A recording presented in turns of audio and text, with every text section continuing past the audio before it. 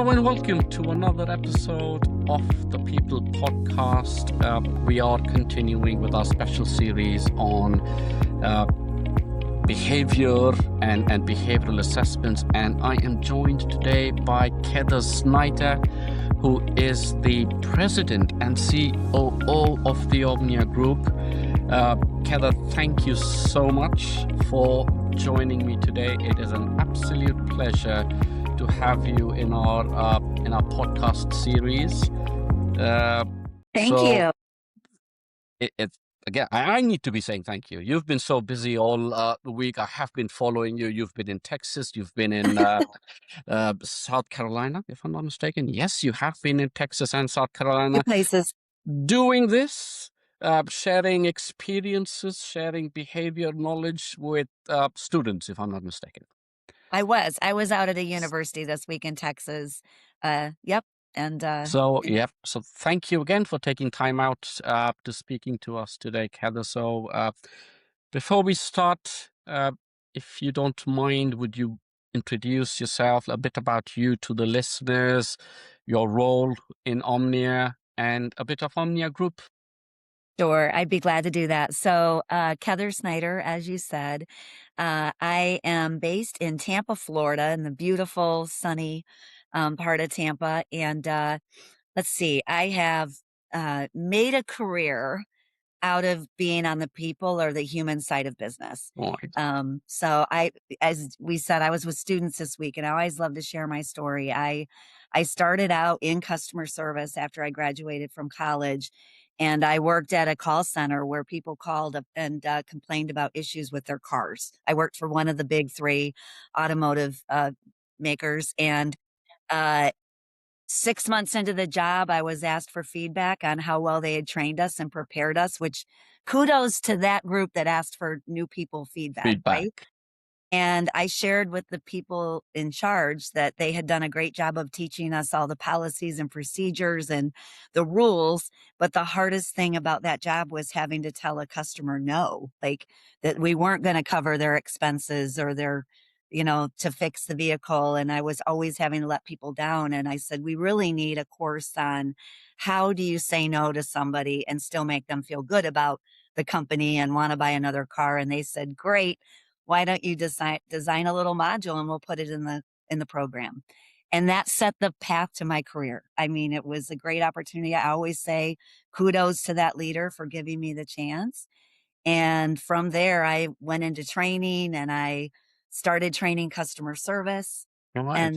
And my career built, but I was always focused on that human side. And I ended up leaving that organization and going to a consulting company here in Tampa, which got me to Tampa, Florida, that specialized in customer service. That was all they did, was help organizations become more customer focused.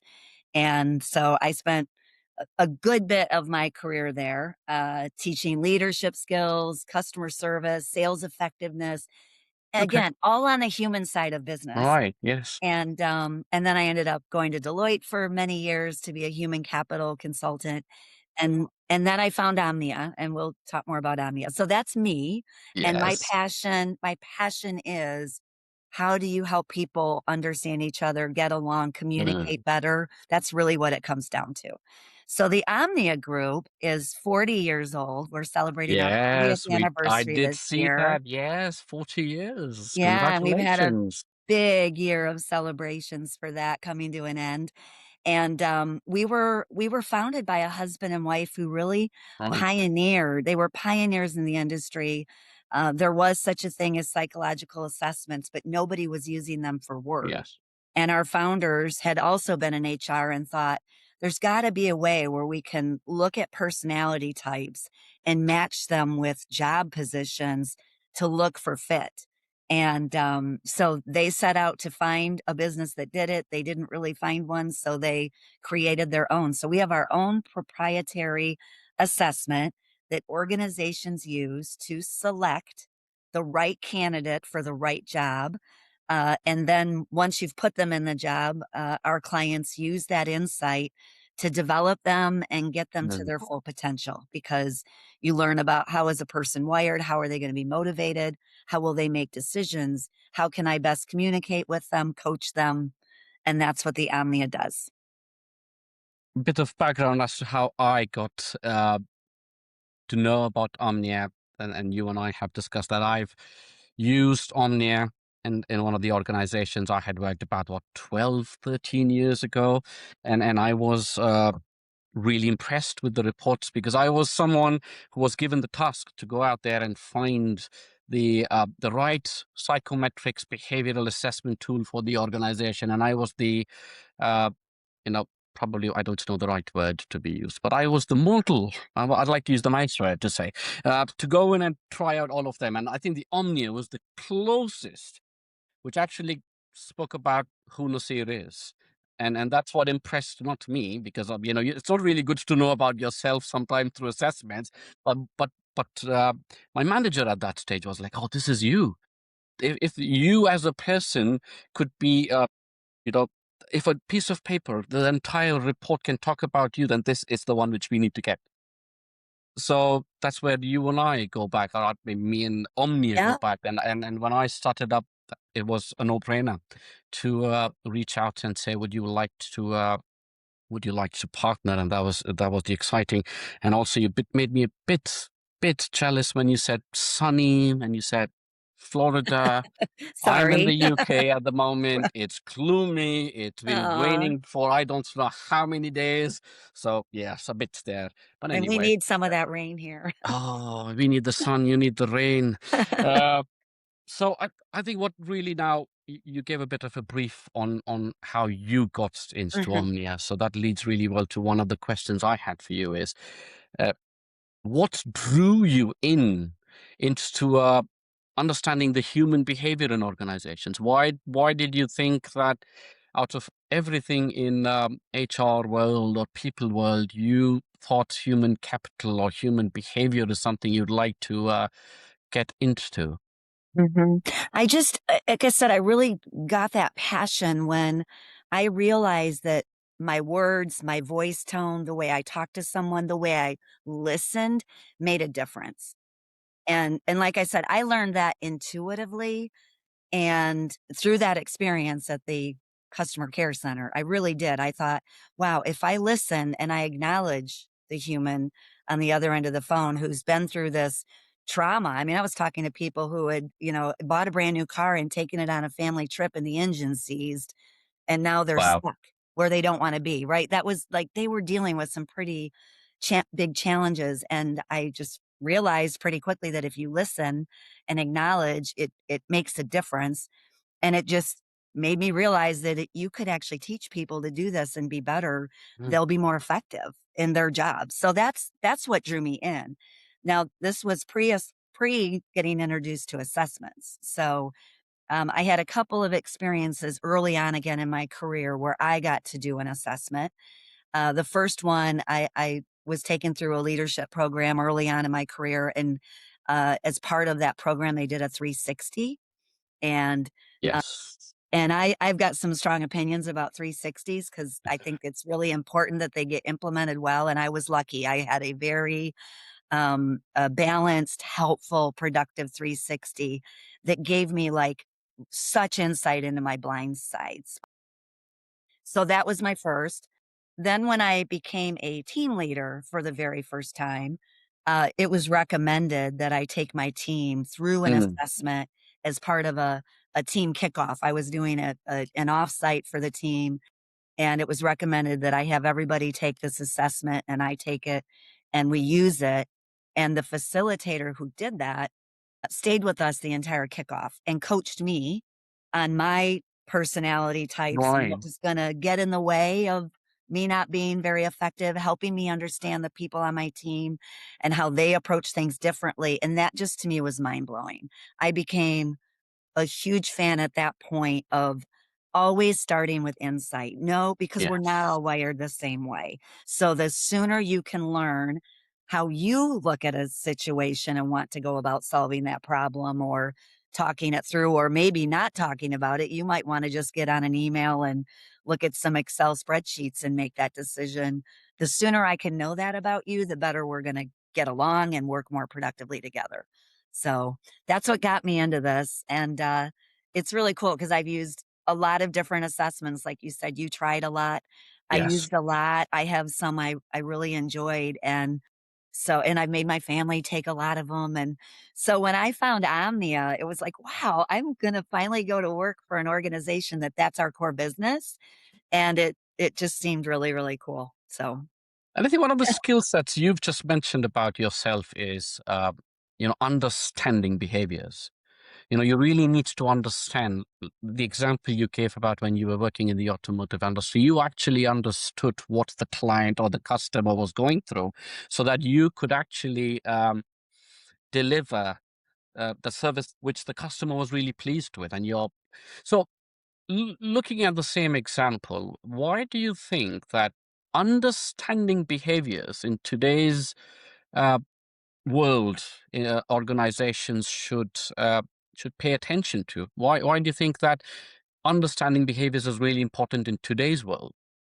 oh my gosh, I think it's just even more critical today. I'm a natural empath, right? I'm empathetic by nature, so it came to me by nature.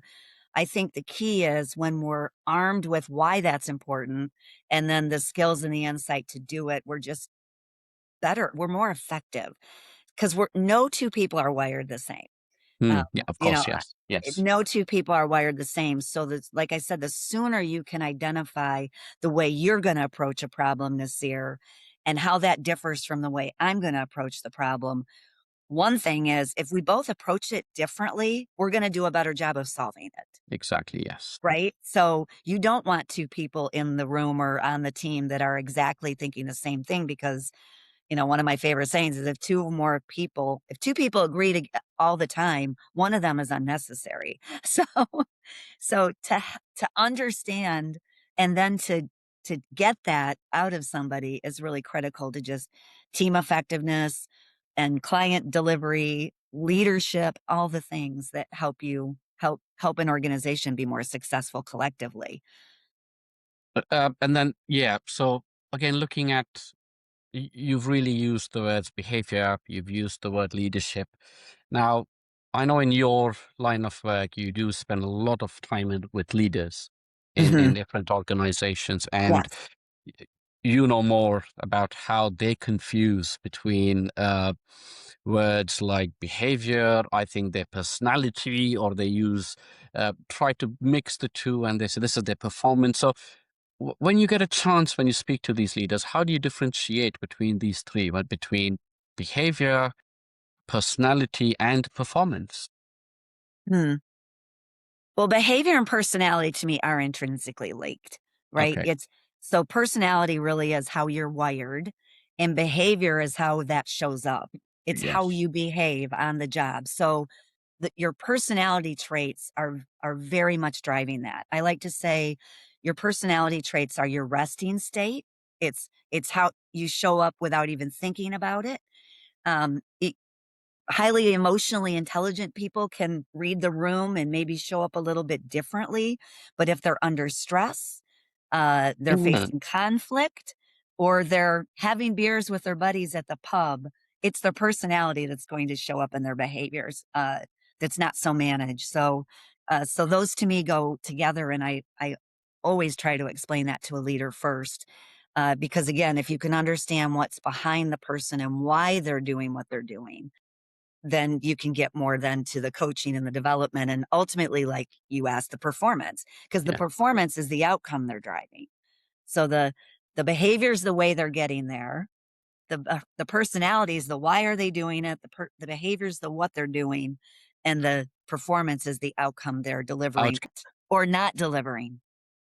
That's what, and that's where I think again really leads me well to my next question. It's Okay. about. I think I'm a really good performer. I think I'd really do a good job. But when effective leadership, do you think that self-awareness, like I need to know uh, I am doing a good job? Now, how do you think that? uh, majority of the leaders get wrong in that when they start, using the self-awareness. Do they know about it? Do they think that they should know about it?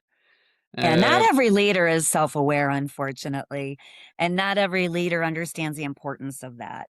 Um, and it's I think until they start struggling, usually there's Majority coaching of the involved. times, yes, they would come out Yeah, and then yeah, then it's like, "Okay, I might need some help with this." So, um, I think and that's one of the things we always say is you have to know yourself first. When I speak to any group and again, I was at a university this week saying this to students.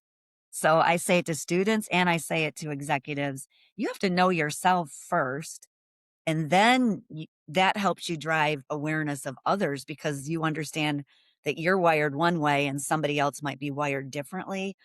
And again, I always go back to advice and mentors. And one of the other best pieces of advice I got when I started leading is you've got your way of doing things, Keather. And one of the biggest challenges you'll face as a leader is people won't do it the same exact way you're doing it. no, they And as don't. long Yes, as they're getting the outcome and they're not hurting the client or the reputation of your business, you got to be okay with that.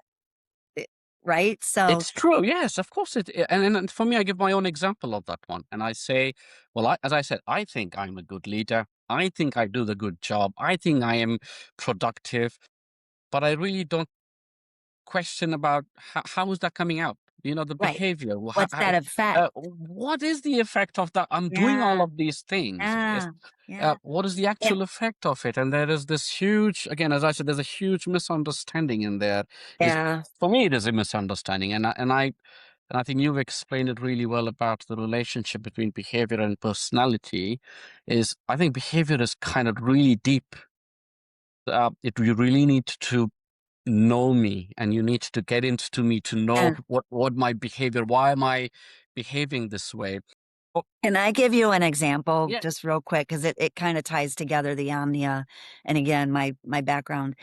Uh, So I was lucky again to get feedback early in my career that was painful. And like you right. said, you think you're a good leader, and then someone shows you a blind spot.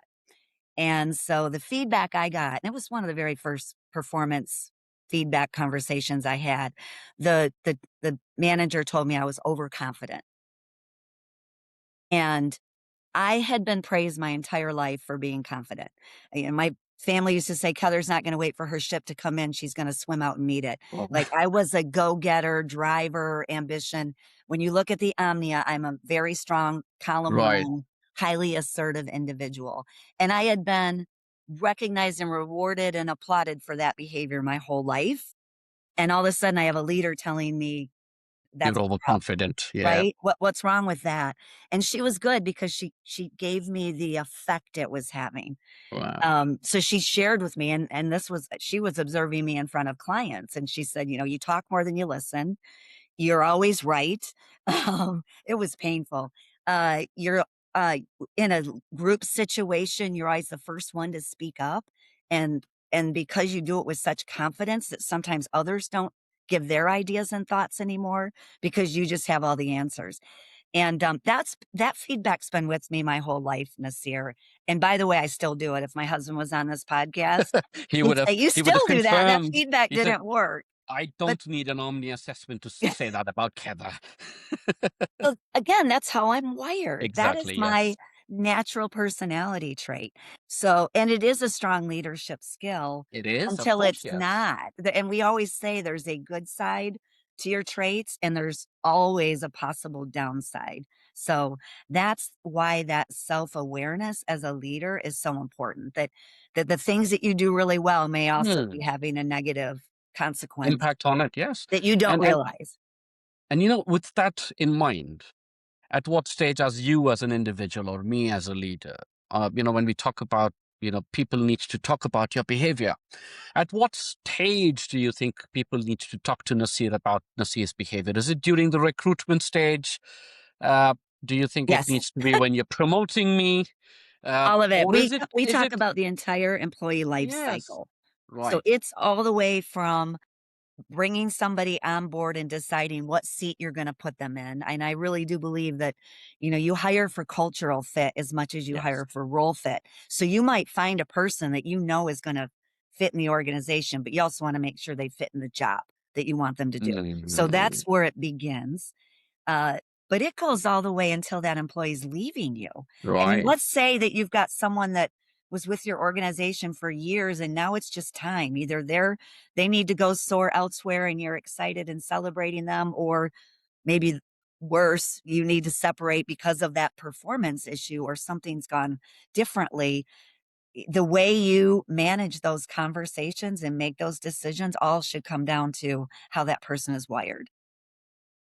And So if then they I think like that's, yeah, recognition and they're retiring, throw them the party. But if exactly. they don't Yes. like recognition, give them the nice gift and the card and send the email that said, she's going off into the sunset and we're celebrating her, but she doesn't want the party. She doesn't Yeah. like to be in the public place. Um, Right. So it really does go the full yeah, it gamut and does. everything in between when you're making the decision to promote this person, or maybe the person's raising their hand and saying, "Hey, I want to go into sales," or "I want to be a team leader or a manager." Bringing that data back out and saying, "Okay, this is where you're going to be strong. This is where you're going to have challenges. Let's build a plan to help you be successful."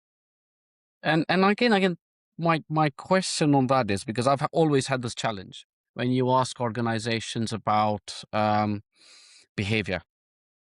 So, when you speak to leaders and they define behavior to you, so what is that one misconception about that behavior which these leaders talk about? You often challenge, Hmm. Probably well, that's just the way I am. right? Right? That's who I am, Oh, and a lot of times it'll come with a generational context or what part of the country they're from, or I'm British, or, uh, any of it's those oh, things, and the misconception is, guess what? You don't get that pass. right. That's not going to serve you. You got to, as a leader, so much is required of us to be effective. So you can't just say that's how I am. So, and that's the biggest thing that I think especially if it's served you this long, you know, uh, being willing to open up your aperture a bit and say, but maybe I could be better. Maybe I could be more effective. And that's adapting. So we say first thing is self-awareness, then awareness of others, and then it's adapt and apply to the Yes. situation, to the scenario, to that individual. So that's probably the biggest thing is you don't just get to say, well, that's how I am. Well, that's how I am, and your report is not going to do much about it.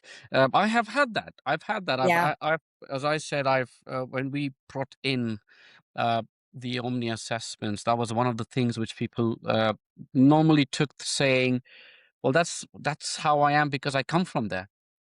It said about you strong-headed. Oh yeah, because I've come from this particular part of the world, and that's a culture. So yeah, that was a good challenge we used to have, and when we had this Yeah. discussion, Bob. So now I think it's time. I'm going to get into Omnia because Okay. that's the exciting part for me. It's uh, it's the assessments. I have done a podcast quite recently, and I spoke about how important it is, and about understanding yourself through tools. Hmm. Sometimes, as I said, I think a lot about myself. I think there's so much about. I think I know too much about myself, but that wasn't how it turned out to be Okay. when my report started coming out. So I was quite Yeah. pleased with it. Oh, So good. So you uh, got some new insight. I am, yes, I got something really new about myself in there. So you know what, for the ones who are new to Omnia, then the first thing what we discussed is we're happy to have Omnia and bring them into the market here in the United Kingdom. But for the ones who are actually new, they haven't heard about Omnia. How do you describe the assessments the assessment measures, probably, how it measures in layman terms, in human terms? Right. So it's an Omnia behavioral profile is what we call it, and it Yes. measures four distinct dimensions of personality. So 4 traits, and then it looks at the degree of the strength of those traits. So, and so they work together. We produce it in the form of columns. So you get an 8-column graph, and it looks at each column is paired with another column in that trait. So the 4 traits are level of assertiveness, sociability and problem solving, pace, and the level of structure that one requires or Okay. doesn't require. So, and it's predominantly meant for a work setting. So it's what are these persons, how is this person wired in a work environment against these dimensions?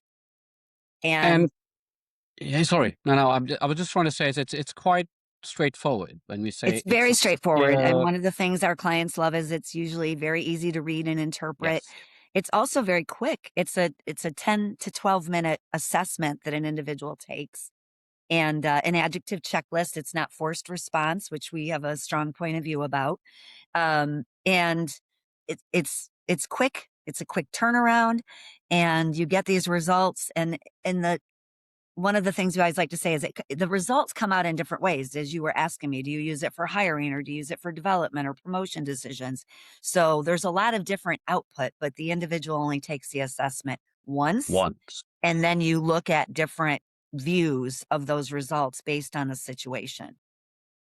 Uh, and again, coming back to what comes out of the report, Hmm. the insight which comes out of the report, uh, how does that help organizations, without labeling someone, without putting Yeah. them, without sorting them? That was Yeah. the Well, nice word well, I'd like part to of use. that When again the is insight. yeah, sorry, I stepped over you, but No, it no, is no. really I just wanted to say important. it's how, yeah, yeah. Yeah, it's important So not to how label. does that come out? As I said, sorry, we're talking over each other, but that's fine. You've got the question. Go for it. Well, how do we produce the information, the insight without labeling or putting someone in a Yes. box? How do you put, how does it come in without then me coming as leader? I've got 4 profiles. It says box A, box B, box C, box D. Uh, how do you do that? Well, really, that's in the way that the data is presented, the report is written, you will see that it's not a label. Now, we have 17 personality groups that we have Yes. identified after all these years, and for the purpose of some categorization and generalization is helpful when you're teaching and presenting. So, we do, when you get your results, you see a personality group name, so that is, there. But when you start reading it and you see your columns and you see your results written in a narrative, it's very much a narrative. Hmm. And it's still open to interpretation. It's like this is what you've presented as, this is what it looks like you may be. This is probably how you would handle this situation, right? It's softly written to not be like, this is you and there's no way to change it. Um, and again, the our output and the way we work with our clients is it's all about insight. So these are your possible strengths, these are your potential challenges or pitfalls, and here's some actions you could take again to take this and move on from it. So the way the columns work is they're in pairs. So if we're talking about one personality trait, let's use pace this time because I've already talked about assertiveness. So the profile measures the degree of pace at which one wants to work with or not. And again, they work in opposites. So the higher your column 5 is, you prefer to work more fast paced, multiple things. You're happy to shift gears quickly. You can deal with interruptions. You really like a lot of plates spinning in the air, the higher that 5 is. The higher your 6 is, it's the opposite of that. You really prefer more method, routine work. You like to get one thing done at a time without interruption. Now, again, back to why we do what we do really is to make sure the person's in the right role. There are different jobs that require different things. Some jobs, like you take a high volume sales position, you got to be dealing with a lot of deals at once. You do have to shift gears for client conversations. You might be cold calling 1 minute and the next thing you're negotiating or sending a contract, right? So that's the job. Hmm. But and then there are other jobs where if you're in the accounting, you need to clear the AR file every single day, and you need to do that in a pretty methodical way that it all gets done in the time frame it needs to get done. So we want you to fit in that role and enjoy the things you're doing all day long. Y- So it's not about how you're I I wouldn't say, "Oh, you're a tall column 5," but it's, again, how do you prefer to work, and how do we match you then with the responsibilities and the tasks that are gonna match that? So it's synergy again, not labeling. I hope I answered that No, question. no, you did. And then I was just trying to say one of the examples I Yeah. wanted to use is I remember when we used to use them, you had a feature where we used to share our job profiles with you. The Mhm. job Right. descriptions and job Right. profiles and telling you this is what we need. And Right. then we used to come to Omnia and say, get us, the assessments have to be sent out to these two. So the reports were really helpful that stage Yes. where, you used to say, well, this person matches this person, looking at the Right. entire behavior matches quite closely to what you're looking for. The other person, you know, you need to probe a little bit about, getting a more information about them. So, so my next question to you is, because I only used the assessments when we were recruiting people. Only the And first we part of the life only cycle. the first part, but, Yeah.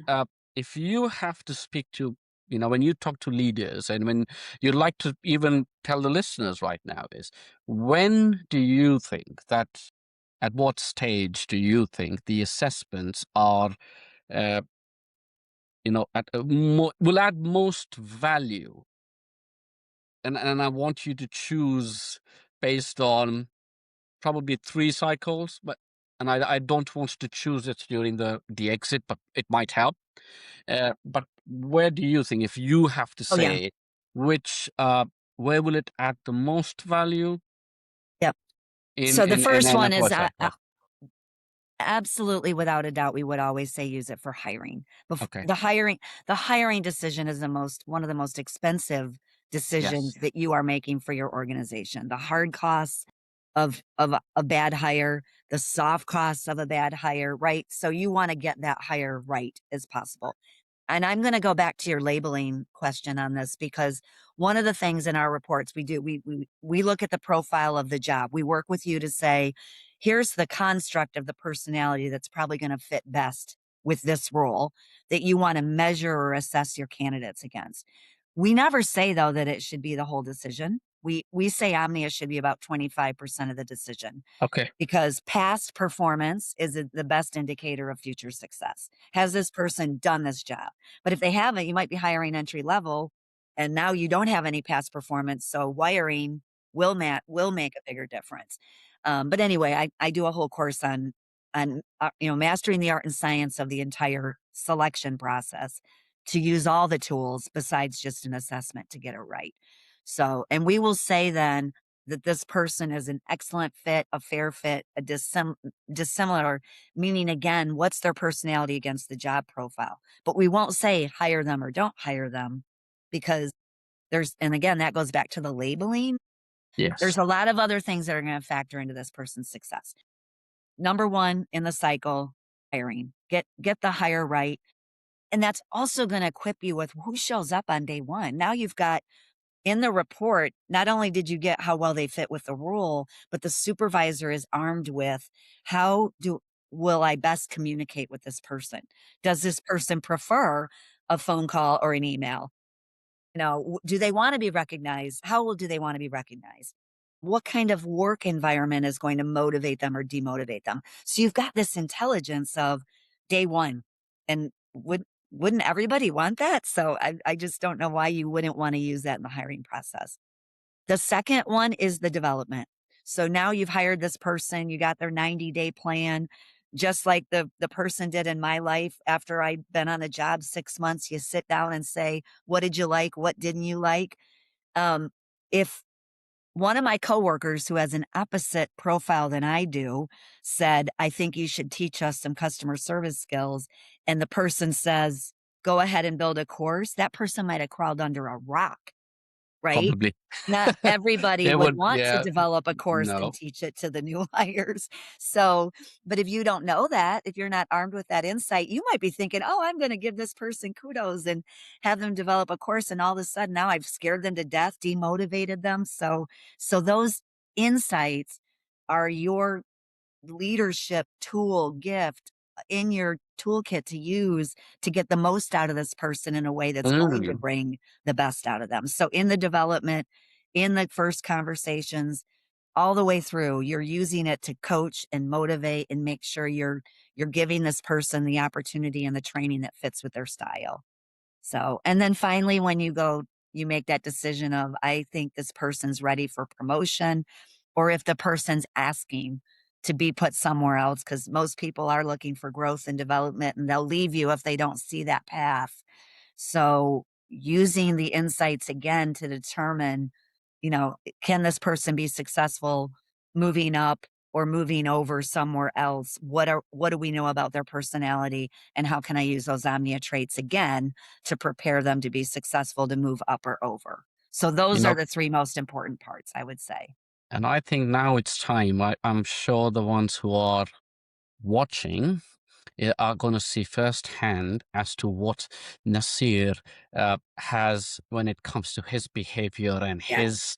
Uh, so, just a context to anyone who's watching or listening. I did an assessment a couple of weeks ago, and I was waiting for this moment to have Keather come onto the call and decipher what Oh, I said about my own self. And the reason why I'd like to put it out there is about the next question I had for you is, what is that first reaction of people? What is it that people, when you show them the profile, what tends to resonate strongly with them? And while you're answering, I'm going to bring out my drum roll with everyone to see exactly what I said in my own. Uh, I don't know if you can see my screen. You yep. can you? I can see it. Perfect. Yep. There, Yeah. there you go. So, what do you think when it comes to me? What is the first thing hits a leader, a recent recruit, or someone who's getting developed when they see this? What is the first thing that resonates with them? First of all, they're always amazed at how much data came out in such after such a short interface. The 10 to 12 minute and you got this. And Yes. I said it myself, and that is what I hear time and time again. So just fascinated and a little mind blown at how much it's presenting. And then 99% of the time they say in these words, you nailed me. This nails me. Like, this is spot on. Like, those are words I hear every single time. So, So, yeah, when I saw this and when it says visionary, and I'm like, whoa, that's changed from the last time because I think I don't yeah. remember what the last Yeah, time we was changed about. the personality group names a while Yes. back. We freshen it up constantly to make sure it's still valid in today's language, today's context. So you're right. We did change the name of the visionary. And Yep. these are the four things which you spoke about, uh, having assertiveness, sociability, pace, and structure. Yeah. Uh, I think energy wise, yeah, well, we did discuss this. And I said, oh, well, I selected fewer words about myself. But if you're my leader now, when you see this, how would you frame this to me now? Okay. So we first thing we would do is talk through the personality traits. So the first those are those 8 columns. What you're looking at on the screen right now are what we call stress indicators, which which is some magic behind the omnia that really differentiates omnia because this isn't about your personality as much as it's about how is your personality going to show up. And these 3 factors drive that. So like you said, energy wise, you came in just below the bar a little bit. Okay. And what we would say to the leader, we usually coach the leader that's talking to the employee, is that it could be that the person, the individual, so you, Nasir, could have been a little just hesitant to show all your cards. You might, it's an adjective checklist. There are 82 adjectives, and Yes. you picked a lower amount than the average usually picks. So that's all that's telling us. So did this person really show us all their cards? What kind of state were they in when they were taking the assessment? The Right. second one is one of the most critical in a hiring and promotion decision situation, and that's perspective. Perspective gets a little bit at judgment.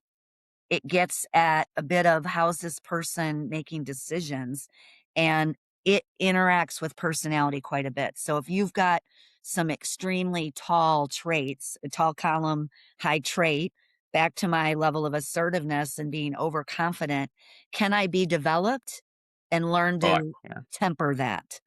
So, someone with a below range perspective may not think through the consequences of their actions. So, they may be a little rash. They may sometimes just be quick to get through the decision or quick and get it over with without thinking through the pros and cons of things. So, if I were coaching you, I would ask you, has that ever happened? Have you ever made a rash decision and thought later, ooh, I wished I'd have asked so and so their Someone opinion before. or Yeah. yeah. You So, never know. I can't think yeah, of any, but probably. yeah. So it's possible. Yeah. And, so we would have that dialogue and just something to watch for. Again, this isn't a rule out, it's self-awareness. So Yes. it's awareness for the leader and awareness for the self that with this person, I might just wanna make sure they can read a room, that they'll think through consequences. There's also a flip side to this. There's an elevated perspective where Yes. that The down, individual right? oh, no, it's still on Oh, perspective. I'm sorry. yeah. I'm still in that No, middle. no, no. But if you were looking at my results, you would actually see that mine's above the range. Okay. So my perspective is above where that gray bar is. And what that means is I Alright. overthink things. I do know this about myself. It is true. I never knew this until I took the Omnia that I have a difficult time landing the plane sometimes. Okay. Particularly in a leadership role, if I have to make a decision about personnel, or I have to make a decision about compensation, or a new product, anything that's complicated, complex, involves people, I overthink, and I need someone to push me to say, "Keather, it's time. Make land the plane, make the Alright. decision." So it's self-awareness. It Again, is. there's Yeah. not a good or bad, it's just being aware. And then It is. finally, intensity is the degree of your traits. That's the strength of your traits and how either balanced are they, or do you have a couple that are just above and noise, and when you do, which you don't this year, but if you had an elevated intensity, usually that trait's gonna win out. It's gonna be the one that always shows up that people might not even see the other 3 traits out of you Mm, because that one's the loudest, so, but you're right in the middle there with right there. your Not traits and too balance. loud. Not. But then again, I think we really don't have to go through my old reports because then people are all going to be using this to decide whether they would like to use ethos Yeah, of HR or no. But I think what again, going back into where I've landed, talking about putting me into a visionary personality group. I think this is where it talks about what I like, what I am, and what my opportunities are to grow. So that's another discussion point for exactly. leaders to use this to create my own development plans. What am I good at? What other things are going to be more suited when it comes to team dynamics? I think that's what I understood for here. If Absolutely. when So I what you're self looking at here awareness, is yeah, it's going through every single trait, your results, and giving you a narrative on that.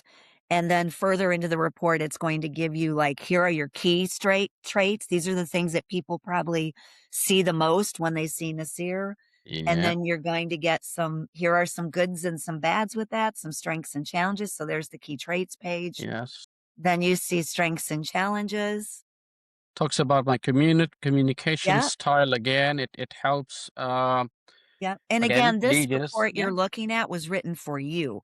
So Yes. it's to you as the individual, but it also gives your supervisor insight as well. So this one we would give to the individual and we give to the leader of this person because further on you've got tips for how best to Yeah. communicate with with you. So And then that's where again, we. what action should you take? So So I that's think that's again, it. it was as I said for this particular one, and I remember when I took it. I'm not saying I was stressed or I was probably did choose a few words. Not should have chosen more, have that confidence in myself to say I am actually good. The self-awareness question pops in again at that stage. Right. And you've now seen the insight. This is how the organizations get it. So how do you see how does it shape leadership in organizations, and how does it shape people decisions in the future once these insights are delivered? Well, to me, it ultimately, and why Omnia exists, is it builds a better world. Because if you get to do the job that you're wired to do, if you get to show up every day doing the things you like to do, you are much more likely to be successful, which means you'll be happy. And when you're happy at work, you're happy at home, and all the things, it rolls on. So to me, it's like an altruistic outcome when people are self-aware and get to do what they're wired to do. And for leaders, it really helps leaders just be the best they can be, because now they're adapting their leadership style and everything they're doing as a leader, the way they give feedback, the way they make decisions about that individual, the way they train them, grow them, all those things equipped with this insight, make sure that it's tailored and no longer a one size fits all approach. So it's going to get the best out of that individual. So again, so my last question to you is, if now you have the opportunity to speak to leaders directly and speak to organizations directly, uh, if there's one thing you wish the organizations actually understood better about people at work, what would that one thing be?